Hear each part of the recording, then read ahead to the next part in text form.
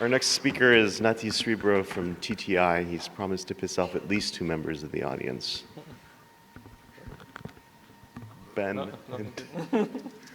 trigger warning. Okay,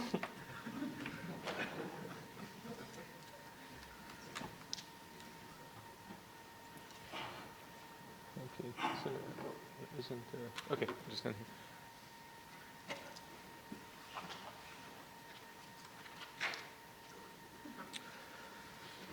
Okay, great, thanks. So I'm gonna, thanks for Tommy, because I'm gonna launch straight into trying to address some of the questions he raised and partly repeat what he said. I should say this is what I'm gonna try to do. There are lots of, there's lots of work we've been trying to do in the past few years trying to understand deep learning, which I hopefully will have time to touch on towards the end of the talk, but I want to spend most of the time actually not so much talking about the progress we've made, but more talking about what are the answers, what are the questions that need to be answered, and why did we even, why we started on this path. So as we saw already yesterday in Amnon's talk, and today, this morning, Tommy directly referred to these questions. In order to understand the learning system, to some extent we have to answer 3 basic questions. So we have to understand, first of all, what is the capacity of this learning system? And if this system has infinite capacity, we can't learn with it. This roughly would tell us, how many examples do we need in order to be able to generalize. We have to understand this for deep learning. A traditional view, at least, of deep learning, if we look at 1990s deep learning, we actually have a very good understanding of what is the capacity of a neural net. So roughly speaking, the capacity of the neural net is given by the number of parameters in the network, the number of edges in the network. And actually, if you look at it a bit more finely, it's maybe a bit more, but we do have a very good understanding of this, and for the purpose, at least, of this talk, it's fine to think of it just as the number of parameters in the network, number of edges in the network. And the second thing we should ask is, how expressive are these things? We're going to learn by fitting a deep network. What can we capture? Can we actually capture reality? And this is maybe sort of the main question people think about when thinking about deep networks. So one answer to this is that we can capture everything, right? So deep network with a neural net, even a 2-layer neural net, I can approximate any function. Right? So in that sense, deep networks are great. I mean, I can bound their capacity, I can represent everything, so I can learn everything.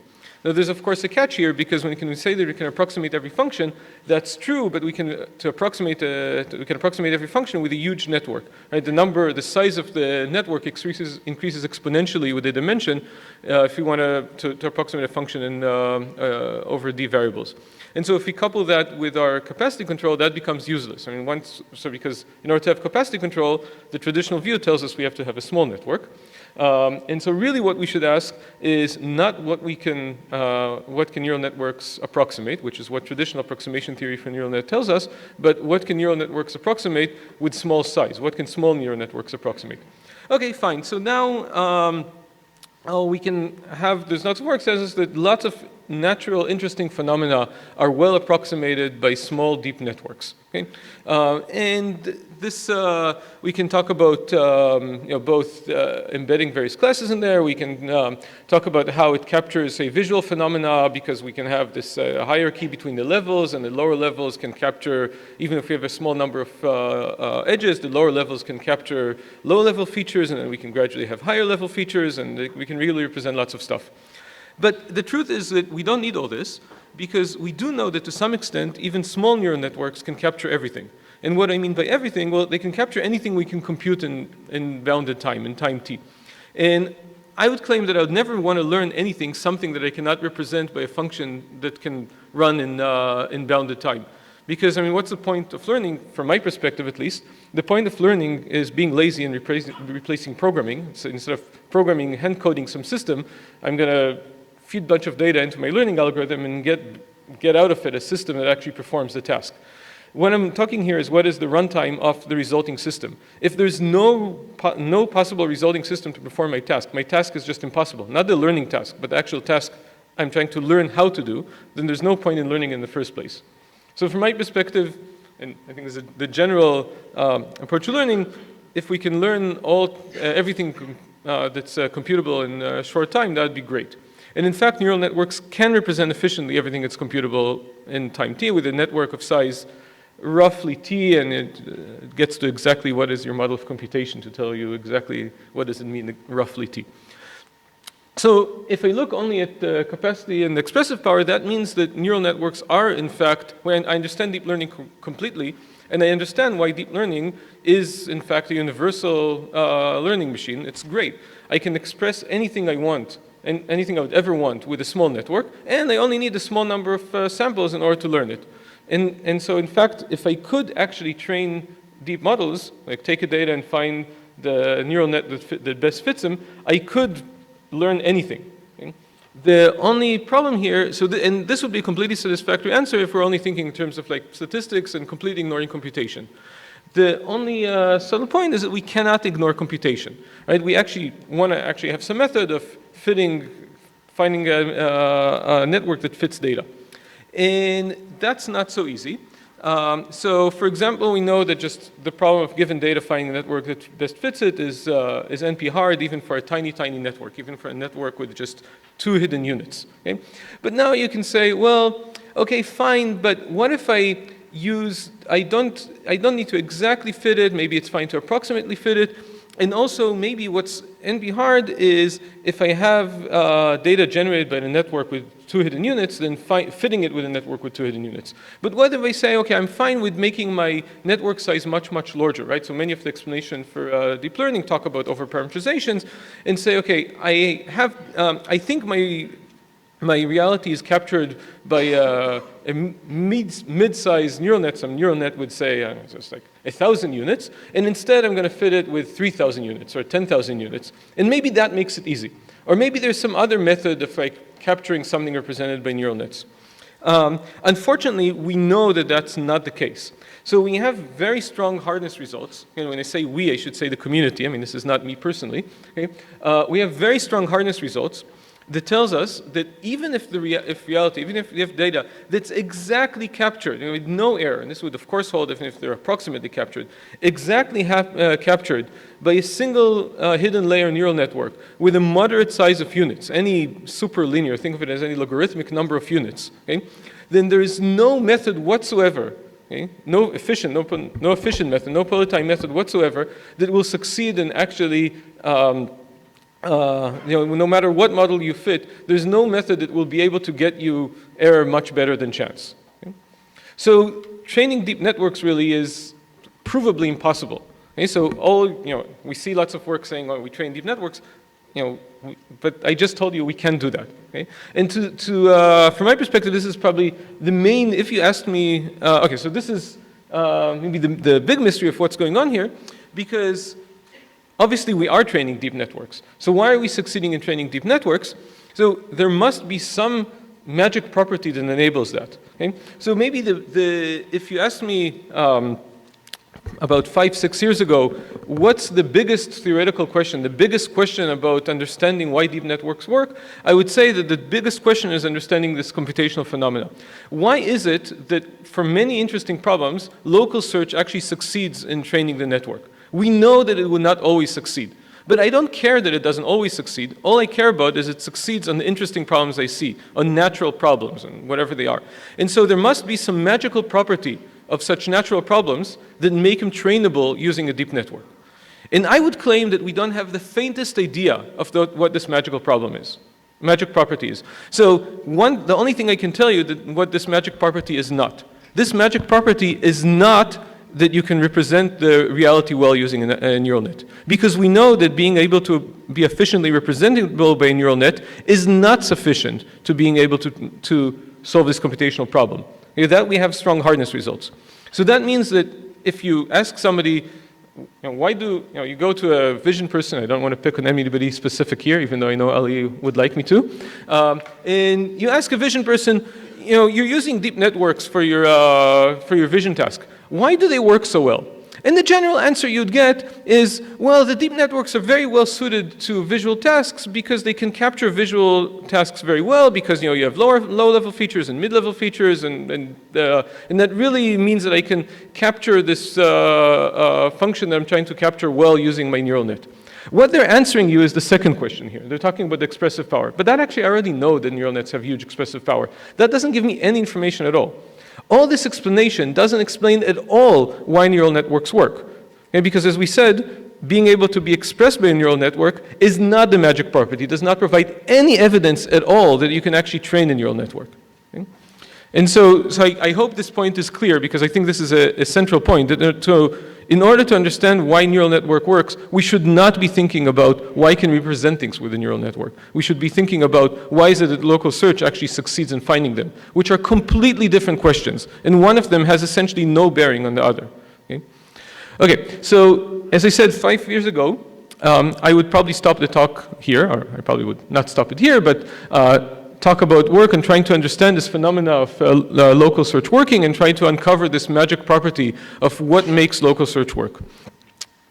But about 5 years ago, we did an experiment that really changed my view, not only my view of deep learning, and this is actually not too different from the experiment mentioned before that Ben and co-author did 2-3 years ago, and I think Peter also actually had several similar observations a good decade and a half maybe earlier.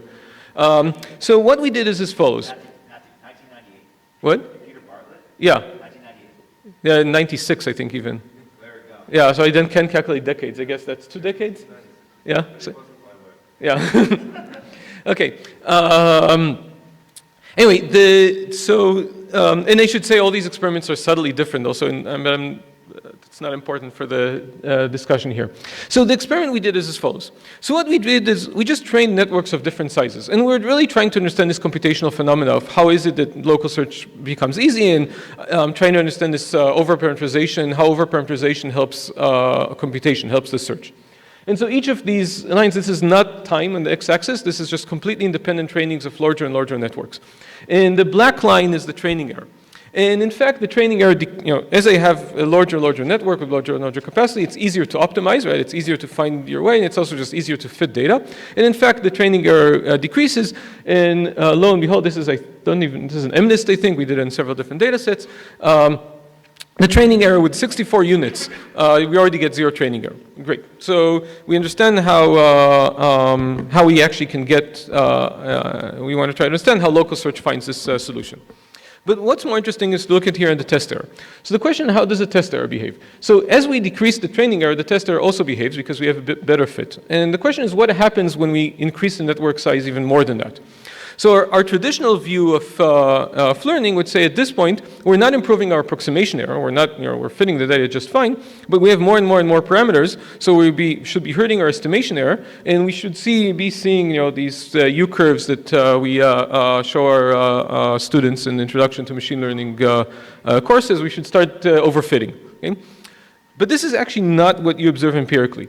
What we observe empirically is the test error continues decreasing. So we're actually generalizing better and better. We have less estimation error as the number of parameters increases. Okay? So what's going on here? What's going on here is that what's really controlling the complexity or our capacity is probably not the number of units. If we had to rely on the number of units for capacity control, then we should not, things should have been going up. More than that, if we look at networks with 1,000 units. So for this example, networks with 1,000 units already have more parameters than examples. Okay? With more parameters than examples, I cannot generalize. There are many, there's absolutely no way I should generalize. Why am I generalizing at all? Okay, so I'm seeing here, 2 phenomena. A, I'm generalizing, and B, I'm also generalizing even better than I am with less parameters. So let's take a closer look at that and look at these networks with 1,000 parameters. So the solution we found has 0 training error and actually generalizes well. But the thing is, with 1,000 parameters, you can it is actually possible to overfit the data. Okay, sorry, not 1,000 parameters. 1,000 hidden units. Number of parameters is much higher. It's possible. It is possible to overfit the data, and the reason is that there are actually many ways of getting zero-error solutions. Right, this is a completely underdetermined problem. Okay, and so there are many other zero training error solutions. Okay, that do overfit. And I'm plotting them here. Each one of these red dots is a zero training error solution. And I should emphasize the only thing we did in this experiment is just minimize the training error. Okay? So all of these are also completely valid answers we could have gotten back from our optimizer. And what I'm showing you here is their test error. So some of these actually generalize, the one we found generalizes well, but many of the others do not generalize well. Okay? So what distinguishes between them? So what Peter could have told you back in the 90s is that, well, again, it's not maybe the number of parameters, but maybe it's a measure of the size of the parameters, some norm of the parameters. Okay? And so we can check, maybe indeed it's the case that those solutions on the right there are zero training error solutions, but they have higher norm. Okay? Whereas our solution that we found has smaller norm, and because of that, it's generalizing. Okay? So they were uncovering here a different form of complexity control. And the big question here is, what is the norm we should look at? What is this complexity control? And we still don't know that question. What I'm plotting here is the path norm, which is some norm. I should say that if you plot just the standard Euclidean norm, you would not get such a nice plot here. So it is important what you plot. But at least for some norm that I plot here, I do in fact see good correlation between the path norm, the norm I'm plotting, and the generalization, which suggests that maybe the true complexity control here again is this path norm. Although I know it's not the path norm, it's, because unfortunately correlation does not imply causality. But this is kind of the type of picture we'd like to see. Okay, so again, so if we take this point of view and think that the true complexity control is not the number of parameters, then what is the true complexity control? Which norm or measure of the weights or something actually controls generalization here? But then there's also another question, which is, I told you that the solution with small path norm actually generalizes well, and the solutions with high path norm, even though they're, again, completely legitimate zero training error solutions, do not generalize well.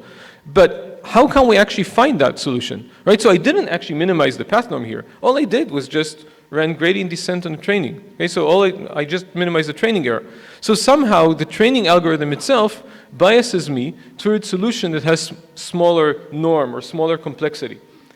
How is that happening? Okay? And again, where is it biasing me? We don't have, I would like to get an understanding of where the optimization algorithm is actually biasing me. But also what we're seeing here is actually all the complexity control, which is really all the learning, is happening just by virtue of the optimization algorithm. Because if I just set up the optimization problem, which is minimize the training error, I could have gotten any of these valid solutions up there that would generalize horribly. So all the generalization, which is really all the learning, is coming just by virtue of the choice of the specific optimization algorithm. The fact that I use gradient descent and not some other crazy optimization algorithm that would give me those solutions. So that means that if I change my optimization algorithm without changing the learning problem at all, having the same formulation exactly, just change the algorithm in which I minimize the training loss, might give me actually different generalization properties. Okay? And you can actually see that. So here, we have an optimization algorithm that is based on this path norm that I said before. It doesn't matter, the details of the algorithms don't matter. Just think of it, I have two different optimization algorithms, the blue algorithm and the red algorithm. Okay? And both of them are completely valid optimization algorithms. On the left, we see that actually this is a function of time. On the left, we see the actual optimization objective, the training loss, which is what I'm trying to minimize. And both of them get to a global minima of the training loss. How do I know it's a global minima? It's zero training loss. It's definitely the global minima. So both of them get to global minima, but they get to different global minima. Okay? The blue optimization algorithm, path SGD, okay, gets to a better global minima. Better in what sense? In terms of if you put on your optimization hat, it's not any better. It's just a global minima. They're both the same. They're both global minima. They both have zero loss. But it's better because it generalizes better, as we see on the right plot. Shows us the test loss here. Okay? So again, we changed the optimization algorithm in a way that didn't change its optimization property, what completely changes what happens in terms of learning. Again, we can see here comparing SGD and Adam. Again, just two different optimization algorithms. You don't have to know what Adam is. Just think of it as the blue optimization algorithm, the red optimization algorithm. And here we see that if I put on our optimization hat, then we should look at the left plot, which is actually actually the training objective, what we're actually trying to minimize. And the red algorithm is actually better. Both of these algorithms would eventually get to what is probably the global minima, but the blue one will get there much slower. Okay? So in terms of optimization, the blue is worse, but if I look in terms of generalization properties, the blue one gets me to a better global minima than the red one. Okay?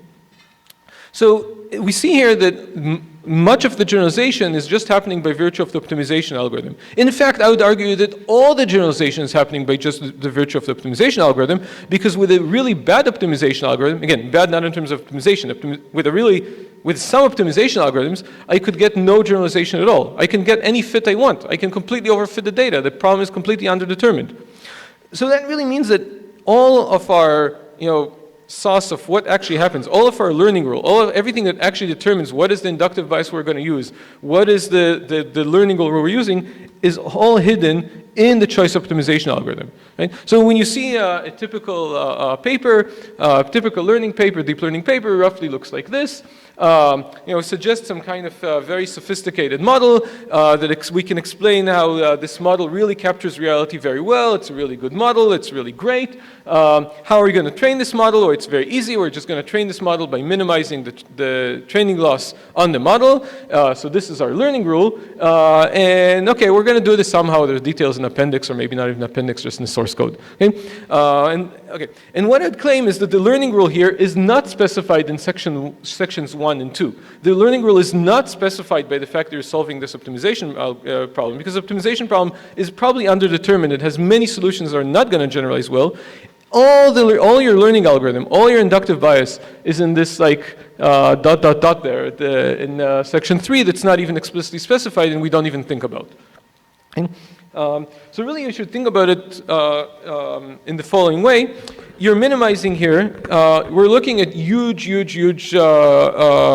models. And I would argue that the models we're looking at, really you should think about it as infinite models. They have so many units that they really behave the same as infinite models. The only reason we're using a finite number of units is because we're using computers that have a finite number of bits. It's the same reason that we represent. So how many of you are using computers to do calculations in real numbers?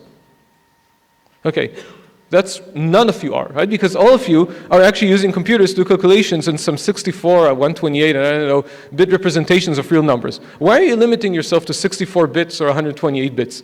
You're not limiting yourself to 64 bits because you think that 64 bits is going to make the calculations better. You're just limiting yourself to 64 bits because you think that 64 is close enough to infinity in the sense that it can capture these real numbers which are really infinite objects. Okay?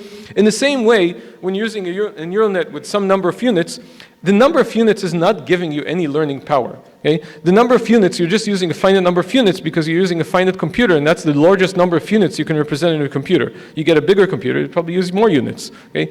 And that's really what's going on here. So we have really infinite sized networks, and so we can represent any function. Okay? So really the network, the model itself doesn't provide us any type of inductive bias. Okay? We have the space of all functions. And so let's look at the error landscape. There are many, if we look at the optimization error, the training loss, there are many global minima of the training loss. Okay? This is fitting the data perfectly. There are many ways of fitting the data perfectly, and you should think of these as oceans of your optimization landscape. Okay? And so you're going to start optimizing, and you're going to end up in an ocean. Okay? But where are you going to end up? You're not going to end up in the middle of the ocean, right? You're going to do some local search, and you're going to end up on some beach. But which beach are you going to end up on? So if you start optimizing here, you're going to go down, you're going to end up somewhere in the Atlantic or some bay or something. If you start optimizing in Berkeley and going to optimize, you're probably going to end up in the San Francisco Bay. Okay? What happens if you start optimizing in Chicago? Okay, so Chicago is so flat that the rivers flow backwards, right? I mean, you can get pretty much, you can go get pretty much anywhere without ascending. Okay? So now it really depends what your optimization algorithm is. If your optimization algorithm likes going south, you're going to again end up in the Gulf of Mexico. If your optimization algorithm likes going east, you're going to end up somewhere in the Atlantic. If your optimization algorithm likes going north, you're going to end up somewhere in, I don't know, the St. Lawrence or something. Okay? And so all the choice of which global optima you're going to get to is an optimization algorithm. Okay? And the geometry of the optimization algorithm, which directions does it like going, is going to determine so it's going to end up in the nearest beach. And this notion of nearest beach depends on the geometry in your optimization algorithm. And this choice of geometry in the optimization algorithm really determines everything that's going on in deep learning. Okay, let me try to make this more concrete. I don't know how much time I have, but it seems that I'm not going to care. And show you several examples that's going to make this more concrete of how we can really generalize in these overdetermined models and how we should study things. So the first example is not on deep learning, it's just on metrics completion problem. So I have a partially observed matrix, and I want to complete it. How am I going to do that? I'm just going to take, try to fit a matrix X, full dimensional n by n matrix X. And what I'm just going to do is I'm going to minimize the error to the observed entries. So you should all recognize that this is a completely stupid problem. Okay, doesn't make any sense. Okay, the problem is very overdetermined, right? In particular, I can complete the observed entries and put zeros everywhere else, or complete the observed entries and write the Fibonacci sequence everywhere else. Okay, there's no way here to generalize, and this problem doesn't make any sense whatsoever. Okay, how am I going to solve this? The way I'm going to solve this is I'm going to make it even more underdetermined. Okay, I'm going to make it even more overparameterized by writing x as u times v. So instead of having n squared variables for much, much fewer observations, now I have 2 n squared variables to much, much fewer observations. Okay, it just made the situation worse. Okay? So again, this is just as senseless as before. I can represent any matrix as u times v. I did not limit the space, my choice of model, so my choice of model here is writing x as u times v, did not at all limit the set of functions that I could represent. Okay? Okay, nevertheless, we're going to see that this choice of model is going to do something interesting here.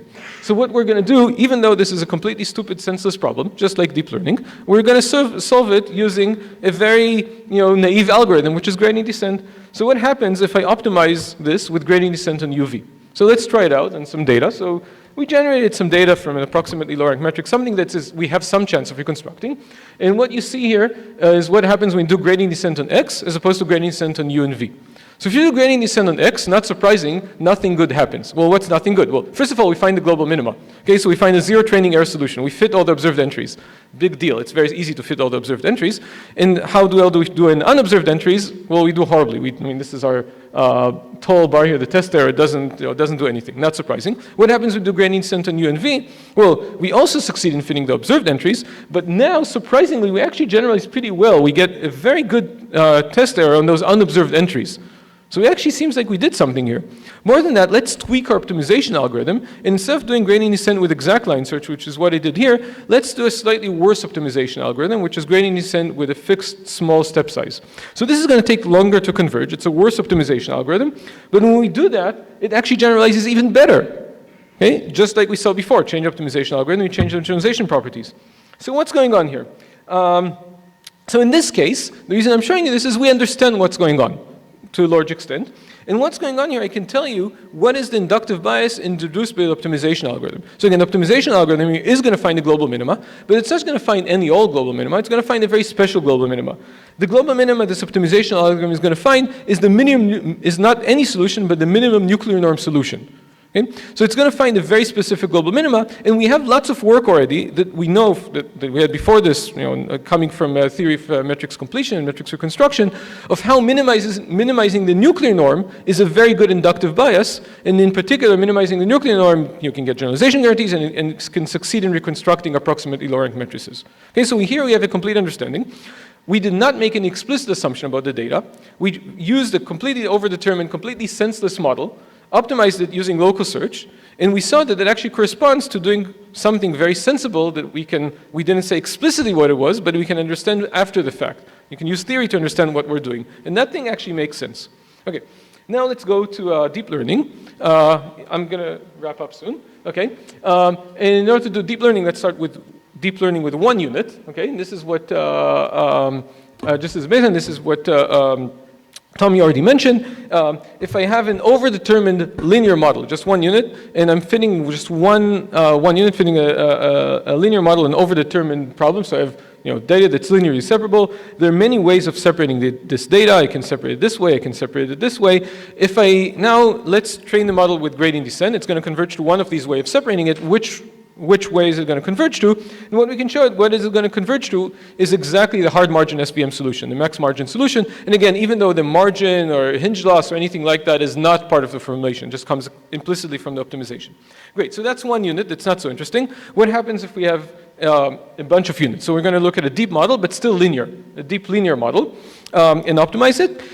So it turns out, quite disappointingly, that at least for linear models, it doesn't matter how many units you have and how many layers. If you train it, you're going to still get to the same thing, which is the max margin solution. Okay, so it seems that in this case, this overparameterization doesn't help us. But let's go to a different overparameterization and look at a linear convolutional network. So here, at each layer, so all the units are still linear, but at each layer, what I'm doing is doing a convolution of the previous layer. Okay? Okay, so this is still just an overparameterization of linear models. What I can represent here at the end is just linear functions. So I'm just still learning a linear model. I'm learning a linear function, but I'm overparameterizing it in some strange way. And now I'm going to optimize it with gradient descent. And lo and behold, I actually get very interesting inductive bias. What happens here is what I'm going to converge here is to a linear predictor that has minimum L1 norm in the frequency domain. Okay, so I'm getting sparsity in the frequency domain. That's with one hidden layer. If I have a bunch of hidden layers, I'm going to get even a better sparsity in the frequency domain. I'm going to be implicitly minimizing the bridge penalty in the frequency domain for LP where P goes to 0 as the number of layers increases, right? So again, we get, just by changing the parameterization here, without changing the model class at all, we introduced very interesting inductive bias that we can understand how it generalizes. So again, we see here that the effect of parameterization here is not changing the model class. In both of these examples, our model class was essentially everything. For matrix completion, it was all matrices. For these linear neural nets, it's all linear functions. But just by changing the parameterization, we change the geometric structure of our local search, and then we're changing our bias. As the last example, let's see what happens with a deep nonlinear model, or at least depth 2. And this is infinite width. So now we're talking about a two-layer network with infinite width and ReLU activations. So you can represent every function here. So you can think of this as, again, as some representation of any possible function. I'm just parameterizing the space of all functions. And I'm going to train this by gradient descent, or in this case, I think it's true with gradient descent. I can formally show this with a bit of weight decay. I'm going to train this model in this parameterization. I'm going to fit the data. But what is the inductive bias I'm introducing here? Any guesses? Okay. So the inductive bias I'm introducing here in function space turns out to be the total variation of the derivative, so the integral of the absolute value of the second derivative. So some control over curvature, which is a very natural inductive bias. And again, we can understand how is this maybe generalizes or not generalizes. And all of this comes just by changing the geometry of our search space. So, and what's going on here is that we said that the key component in my eyes in all this is thinking about the geometry of your search space, but there's the geometry in parameter space and what happens in function space. So in parameter space, you have some geometry, and that limits yourself essentially to, what you should think of is what is the ball under this geometry in parameter space. That's your essentially effective model class, what you should be thinking of the capacity. And that might be like a relatively benign thing. But once we go from parameter space to function space, that relatively simple benign thing can look very, very interesting. Okay? Can look like the set of matrices with low nuclear norm, or linear predictors that are sparse in the frequency domain, or functions with bounded total variations of their derivative, or all kinds of very interesting biases. Okay? And so I would claim that in order to understand really what's going on, we're learning with deep networks. We're learning with way over-parameterized models. Thinking of what the models can represent is meaningless. What we should think about is how does this parameterization bias us to particular things. At the very least, this will allow us to answer core questions, like this question, which asks, if I just add a linear layer to my network, I didn't change my model class. Why should this be better? And there are all kinds of answers here that have nothing to do with, just complete, I don't want to say this word, okay? And now we understand why does just changing your parameterization without changing the model class, which is all we're doing in deep learning, actually helps us. Okay, so let me just end going back to my very first slide. I think Ali, this is exactly what you wanted, so give me another 20 seconds here. So we said that at the beginning I told you that the state of affairs of understanding deep learning is we understand expressive power and capacity, but the only thing we don't understand is computation. Okay? But that's a big thing. Okay? And we really want to understand what this magic property. What I think is the more correct view of modern deep learning is that we don't understand any of them.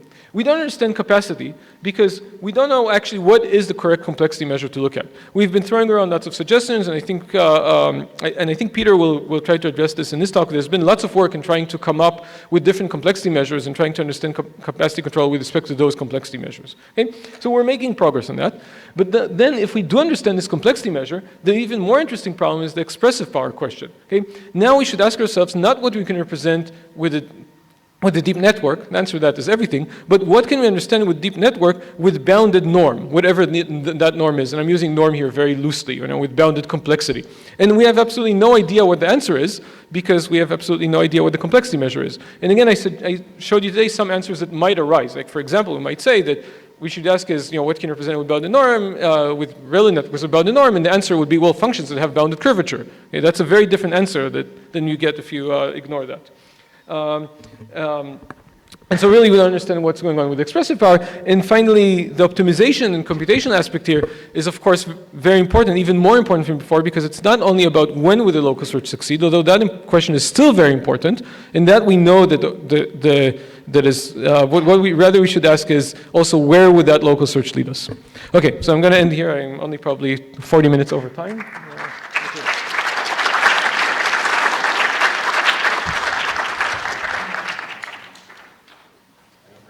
All right, wait, he gets one question, right? One. Yeah, No? then. No? Not really. Just go ahead. So I'll say that was a great talk, Nati. How about that? We'll start there. Yeah? No, I have a question. So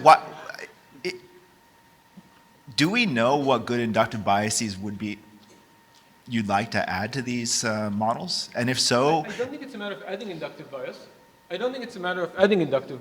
Can I It's finish my rather what question? I'm asking is what inductive bias you're actually using. And then maybe you can improve it. So these models obviously have very good inductive bias. Okay? They work well. It's an empirical statement. Okay? I would like to understand what is the actual inductive bias. And if I understand that, then maybe I could improve them so that it'll work even better, work in cases they're not working now. Okay? But the process here is a bit backwards. Usually we're thinking of a situation where I start with some inductive bias, and then I design my learning rule to have that inductive bias. Now I'm a bit of reverse engineering it.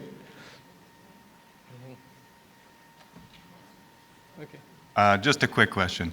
You started out emphasizing the role of optimization algorithms as being important in the solutions that we're finding in these situations. And I guess from my perspective, I'm not a very algorithmic type of thinker. So from my perspective, I was wondering, can't we alternatively just think about the initialization and the distribution induced by the random choice of initialization of parameters. So if you randomly choose your parameters, that induces a distribution over the function space that you're going to start from. And of course, if you change the parameterization, that changes the distribution. So in your case of matrix factorization or optimization, it seems like that's really the explanation. No? No. So the initialization can play a role. And so if you're not an algorithmic person, then don't think about the algorithm, think about the geometry. Okay? So I think, sorry? So I think so I think what you should think of, I think the geometry plays a much stronger role than initialization. So in particular for the matrix completion problem, if you're looking at the squared loss, initialization is more important, but if, for example, it was a classification problem, so the entries were just plus minus 1 and I'm minimizing some kind of cross entropy, then actually the initialization plays no role at all. Whatever initialization is, I'd always get to the minimum trace norm, minimum nuclear norm solution as well. So what's going on is I'm not saying that the initialization is never important, but in high dimensions, from the low dimensional picture is a bit misleading. In one dimensions, if I use any descent algorithm, if I start from some point, it's clear which minimum I'm going to get to. Okay, I'm going to get the one which I'm in Bassanov attraction. In very high dimensions, most points are not in the Bassanov attraction of a particular local minima or global minima, but rather from the same initialization point, I can go to many different places. Again, think about Chicago. Okay? I can go without ascending. Okay? Again, this is only in 2 dimensions, so you can get very rich, but in many dimensions, all points everything is Chicago. So from the same initialization, I can go down to many different places, and the choice of which place I'll go to is determined by the geometry of my local search. And that plays a much more important role than initialization. Does that? So again, I can actually prove this and formalize it in some cases. If you want a concrete example, then both in actually all, well, the first two examples I presented, actually all three examples I presented, at least with the appropriate loss function, the initialization provably does not play a role. Like with probability 1, like as long as it's generic, right? Okay, so I don't know if, I hope that